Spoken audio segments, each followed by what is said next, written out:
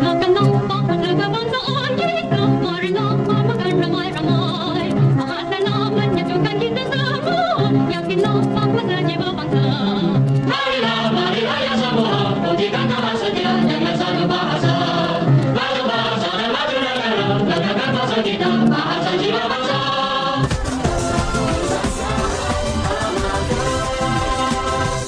Nilai bahasa Melayu penting dalam semua aspek kehidupan bermasyarakat, apatah lagi fungsinya berkait rapat dengan unsur keutuhan perpaduan. Dasar-dasar yang dibentuk oleh pemerintah amat penting dalam memastikan nilai bahasa Melayu sentiasa dimartabatkan. Kerap dibicara dan dipaparkan oleh media massa bahawa pihak kerajaan mengutarakan pelbagai program berkenaan bahasa Melayu.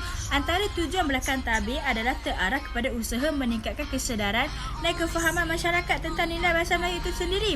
Kesedaran semua pihak wajar ditingkatkan untuk mencerap nilai bahasa dan kaitannya yang mendalam terhadap budaya dan kebudayaan. Nilai bahasa Melayu juga wajar diaplikasikan atas sesuatu hasrat dan aspirasi yang menyentuh perpaduan nasional. Kat sini kita nak bercakap apakah kepentingan nilai bahasa Melayu dalam perpaduan masyarakat berbilang kaum di negara ini. Okey, kepentingan asas nilai bahasa Melayu digerakkan atas pembinaan negara dan kebudayaan masyarakat. Perkara 152 Perlembagaan Persekutuan telah memainkan peranan penting untuk menjamin nilai bahasa Melayu sebagai pengukuh perpaduan antara pelbagai kaum. Sesungguhnya perkara 152 telah mengiktiraf dan mengisytiharkan bahasa Melayu sebagai bahasa kebangsaan serta bahasa rasmi negara. Hal ini demikian kerana nilai bahasa dicetuskan oleh keperluan satu bahasa sebagai panduan menggiatkan komunikasi dalam menjana perpaduan yang lebih harmoni. Nilai bahasa Melayu juga dilihat kepentingannya dalam pembentukan lambang jati diri bangsa berlandaskan budaya sesuatu kaum. Bahasa Melayu telah dipilih untuk membentuk lambang jati diri setiap warga negara Malaysia. Hal ini sangat diperlukan kerana setiap negara mempunyai bahasanya sendiri. Contohnya, negara Jepun menggunakan bahasa Jepun, negara Jerman menggunakan bahasa Jerman dan negara Perancis menggunakan bahasa Perancis. Oleh hal yang demikian, nilai bahasa Melayu turut berkepentingan ke arah cerminan lambang jati diri pengukuhan perpaduan kebangsaan. Justru, nilai bahasa Melayu mampu memenuhi maksud kemajuan mengikut acuan sendiri seperti yang digariskan dalam Wawasan 2020. Okey, kepentingan nilai bahasa Melayu berikutnya dilihat pada pemilihannya oleh kaum majoriti iaitu Melayu sebagai bahasa perpaduan.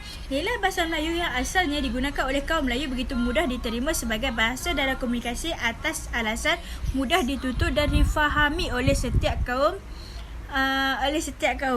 Okey, bagi merealisasikan peranan bahasa Melayu sebagai bahasa kebangsaan dan ejen perpaduan negara, penyata razak telah dijadikan asas dalam Ordinan Pelajaran 1957. Daripada penyataan dalam penyata tersebut, nilai bahasa Melayu dalam pendidikan dapat digunakan sebagai alat untuk meningkatkan persefahaman perpaduan kebangsaan antara penduduk yang berbilang kaum. Okey, kesimpulannya kat sini apa yang kita bincangkan tadi, apa yang saya bagi tahu tadi, perbezaan bahasa bukan lagi penghalang ke arah usaha murni kerajaan kerana rakyat Malaysia berada serumpun dalam satu bangsa dan satu bahasa dengan meniti gagah ke arah pencernaan gagasan tersebut. Nilai bahasa Melayu sebagai alat penyatuan bangsa harus dilihat dengan lebih telus memandangkan akar penyatuan kaum perlu diasaskan kepada kedudukan orang Melayu yang menjadi asas utama dalam pembentukan budaya bahasa di Malaysia. Oleh hal yang demikian, usaha meningkatkan nilai bahasa Melayu adalah satu tanggungjawab yang tidak boleh dipandang ringan oleh mana-mana pihak. Kemajuan dari segi budaya, komunikasi dan pendidikan membuatkan kedudukan nilai bahasa Melayu semakin tercapai dan terhimpit. Dalam usaha memisahkan nilai bahasa Melayu daripada kesempitan tersebut, masyarakat dan pemimpin wajar memainkan peranan penting untuk melaksanakan peraturan dan undang-undang ke arah memastikan nilai bahasa Melayu terus utuh berkembang untuk menjana perpaduan.